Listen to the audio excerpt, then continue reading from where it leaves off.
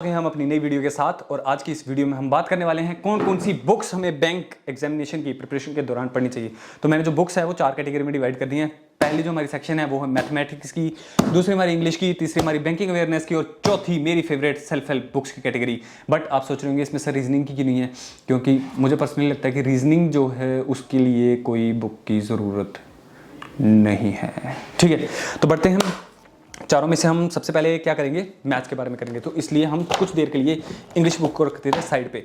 अब देखिए, जो भी बेसिक लेवल से अगर प्रिपरेशन कर रहे हो, अगर आप मैथमेटिक्स से पहले आपको कुछ भी नहीं आता है मैथ्स का, कैसे हमें बैंकिंग का जो एग्जामिनेशन है उसमें हमारा स्पीड मैथ होता है, स्पीड मैथ में हमें क्या क्या पूछा जाता है, सिंप्लीफिकेशन अप्रोक्सीमेशन एक पार्ट, उसके बाद नंबर सीरीज आती है जिसमें रॉन्ग नंबर और मिसिंग सीरीज पूछी जाती है, तीसरी हमारी आती है क्वाड्रेटिक इक्वेशन। ठीक है, इसके अलावा एक दूसरा पार्ट है हमारा डीआईज का जिसमें डेटा इंटरप्रिटेशन पूछा जाता है, और तीसरी हमारी आती है कौन सी, अरिथमेटिक, जिसने हर बच्चे को परेशान कर रखा हुआ है। ठीक है, तो उसी के लिए बेसिक लेवल से शुरू कर रहे हैं। जैसे कि आपने यूट्यूब से कोई वीडियो देखी एंड यूट्यूब से वीडियो देखने के बाद दूसरी हमारी टेंशन होती है कि ठीक है यार, कॉन्सेप्ट तो समझ लिया, अब क्वेश्चंस कहाँ से प्रैक्टिस करें। तो क्वेश्चन को प्रैक्टिस करने के लिए हमारे पास सबसे बेसिक लेवल बुक है ये आर.एस. अग्रवाल जी का। ठीक है, तो ये बुक जो है इसमें आपको हर चैप्टर के कितने 100 से 120, किसी किसी के 200 ऐसे करके क्वेश्चंस मिल जाएंगे। तो आप इन सभी क्वेश्चंस को प्रैक्टिस कर सकते हो। इससे क्या होगा कि आपकी जो फाउंडेशन है वो रेडी हो जाएगी, अरिथमेटिक के जो टॉपिक्स हैं उनसे आप वाकिफ हो जाएंगे, दोस्त बन जाएंगे, एंड जो हमारे क्लरिकल के प्री लेवल के एग्जाम्स हैं वो आप निकाल सकते हो। दूसरी चीज़, क्वेश्चंस आपको लग रहा है बहुत ही कम थे, ठीक है, मुझे और ज़्यादा क्वेश्चंस चाहिए प्रैक्टिस करने के लिए। ठीक है, तो उसके लिए हमें क्या करना पड़ेगा, थोड़ा सा एसएससी की तरफ हम चले जाते हैं। एसएससी में जो हमारे जो क्वेश्चंस आते हैं वो हम प्रैक्टिस करेंगे। थोड़ी इजी क्वेश्चन होते हैं बैंकिंग से, बट उससे जो हमारे जो कॉन्सेप्ट्स हैं वो और ज़्यादा रिफाइन हो जाएंगे। तो उसके लिए जो मैंने सेकेंड बुक अडॉप्ट करी थी वो थी ये हमारी राकेश यादव जी की। ठीक है, तो इसमें क्या है कि जितने भी हमारे एसएससी के एग्जाम्स हो रखे हैं ना 1999 से लेके अब तक के मतलब मैंने 2021 वाला एडिशन लिया था, तो उसमें जितने भी क्वेश्चंस आ रखे हैं वो अब सारे नहीं सॉल्व किए थे मैंने। हाँ, कुछ क्वेश्चंस इसमें से मैंने सॉल्व कर रखे हैं, बिकॉज 270 280 ऐसे करके इसके भी क्वेश्चंस हैं। छोटे छोटे क्वेश्चन है, ज़्यादा उसमें पता नहीं चलता, तो उससे और ज़्यादा कॉन्सेप्ट रिफाइन हो जाते हैं। तो इससे क्या होगा कि आपके प्री लेवल के जो एग्जाम्स हैं मतलब वो तो रेडी हो गए। अब आप बोल रहे हो कि हाँ यार अरिथमेटिक तो मेरा अच्छा होने लगा, तो अब मुझे क्या करना है, थोड़े से क्वेश्चन ना और ज़्यादा अच्छे क्वेश्चन प्रैक्टिस करने पड़ेंगे। एंड ऐसी बुक चाहिए मुझे जिसका जो अभी तक तो आपने बता दी कि एसएससी बैंक सबके हैं, बट ऐसी बुक जो पर्टिकुलरली बैंक के लिए हो। ठीक है, तो वैसी कोई बुक बनी नहीं है। बट हाँ, एक बुक है हमारी सर्वेश के वर्मा, अरिहंत की बुक है। ये जो है ये कैट की बुक है। ठीक है, इसको मतलब बहुत ज़्यादा क्वांटम कैट बाय सर्वेश के वर्मा या अरिहंत, तो ये वाली जो बुक है इसमें एक्चुअली ये पूरी इंक्लिनेशन इसका टुवर्ड्स कैट की तरफ है। तो आपको भी पता है जो हमारे बैंक के क्वेश्चंस आते हैं वो भी कैट लेवल के ही आते हैं। कैट लेवल नहीं, उससे थोड़ा कम लेवल होता है, because cat level is tit way more. तो इसमें से आप क्वेश्चंस को प्रैक्टिस कर सकते हो। इसमें क्वेश्चन प्रैक्टिस करने से क्या होगा, आपका प्री मेंस दोनों खल्लास और अरिथमेटिक का डर एकदम हवा में। ठीक है, तो ये हमारी होगी मैथ सेक्शन की बारी। तो ये 3 बुक्स हैं जो मैं रेकमेंड करूंगा आपको मैथ के लिए। अब इसके बाद आते हैं, मैथ्स को हटा दूं, दूसरी डरावनी चीज़ इंग्लिश। ठीक है, अब इंग्लिश से भाई इतना डर क्यों लगता है, क्योंकि हम हिंदी मीडियम से पढ़े हैं, हमें इंग्लिश नहीं आता है। तो कोई बात नहीं, जो स्कूल था कहने को तो इंग्लिश मीडियम स्कूल था, बट वहाँ पे जो हमारे दोस्त बने ना भाई साहब क्या बताएं, उनको हिंदी तक ढंग से बोलना नहीं आता था। तो इसलिए हमें भी बहुत ही संघर्ष करना पड़ा है अपनी इंग्लिश सुधारने के लिए।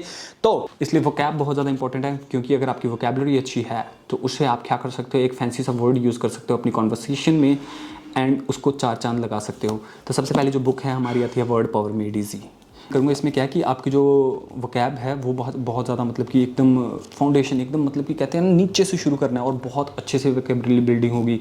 एंड इससे आपको क्या होगा कि आप बहुत सारे रूट वर्ड्स को जान पाओगे। रूट वर्ड्स क्या होते हैं, जैसे कि आपने कोई वर्ड सुना होगा मीज़ोगाइनस। अब मीज़ो में क्या है कि जो मीज़ो हमारा है वो हमारा यूज़ होता है हेट्रेड के लिए, गायनीज की गायनी होती है वुमेन के लिए, एंड मीज़ोगाइनस क्या होगा, जो वुमेन को हेट करता है। ठीक है, तो ऐसे करके हम उनको, यहाँ फिलैंथ्रोपिस्ट हो गया, फिल हो गया, लव एंथ्रो हो गया, पीपल, फिलैंथ्रोपिस्ट जो मैनकाइंड को प्यार करता है। तो इस तरह से आप वर्ड्स को बना पाते हो और उनको याद रख पाते हो बहुत ही लंबे टाइम के लिए। तो इसलिए word power made easy is the best book. और दूसरी चीज़, अब आती है ग्रामर की बात। अब देखो, ग्रामर के लिए मैंने पर्सनली निमिषा बंसल मैम को फॉलो किया था, उनकी यूट्यूब पे वीडियो है 120 रूल्स ऑफ ग्रामर। अब उसकी बुक भी है, तो बुक मैंने ऑर्डर नहीं की। ठीक है। मैंने सिर्फ वीडियोस पढ़ी थी, बुक्स मैंने ऑर्डर नहीं की, बट मैंने जो अपनी ग्रामर है वो मैंने पढ़ी थी। हाई स्कूल की एक बुक आती है, बहुत लोग जानते होंगे, हमारी रैन एंड मार्टिन की। तो ये एक बुक है, मैंने तो पर्सनली इसी को फॉलो किया था, इसी से मैंने ग्रामर पढ़ी थी। बट मैं कहता हूँ कि बैंकिंग एग्जामिनेशन में ग्रामर इतना इंपॉर्टेंट रोल प्ले करता नहीं है, बट जितना भी करता है उसका बेसिक लेवल अगर आप पढ़ना चाहते हो तो इस बुक से पढ़ सकते हो। बट यस, ये सिर्फ बिल्कुल आप पे है, आप ग्रामर पे कितना ध्यान देना चाहते हो। Videos are sufficient. उसके अलावा अगर आप कुछ करना चाहते हो then this book is awesome. And फिर आती है हमारी डिस्क्रिप्टिव बुक। ये आपकी जो बुक है ये तब काम आएगी जब आप मेंस में डिस्क्रिप्टिव को करने जाओगे। अभी इस बुक को आप छोड़ सकते हो, लेके रख सकते हो, बट बहुत ही काम की बुक है। निमिषा बंसल मैम ने जितने भी आज तक हमारे पीछे एसेज वैसेज आए हैं, लेटर वेटर्स आए हैं, मैं कह रहा हूँ इस बुक के अलावा आपको और कोई बुक खरीदने की ज़रूरत है नहीं है। आप इस बुक को आंखें बंद करके पढ़ सकते हो, ठीक है। तो इंग्लिश की भी हमारी बारी ख़त्म हुई। तीसरी हमारी आती है रीजनिंग। रीजनिंग की कोई बुक क्यों नहीं भाई, बहुत सारा कंटेंट पड़ा हुआ, यूट्यूब टेलीग्राम खोल के देखो, एकदम भरे पड़े हैं। और रीजनिंग में हमें कोई ज़रूरत नहीं है, जैसे मैथ्स हो गया कि आपको इतने क्वेश्चन आपने प्रैक्टिस किए हैं उसको टिक कर सकते हो, साइड पे लिख सकते हो नोट वोट बना के कि इसमें ये वाला कॉन्सेप्ट यूज़ हो रहा है। तो अरिथमेटिक के लिए मतलब मेरा थोड़ा सा प्यार है, तो इसलिए मैंने वो फॉलो करी बुक्स। रीजनिंग के लिए यार कहीं पर भी क्वेश्चन मिल जाते हैं, ठीक है। एक क्वेश्चन अगर कर लिया उसके बाद दूसरे को देखने की ज़रूरत नहीं होती है।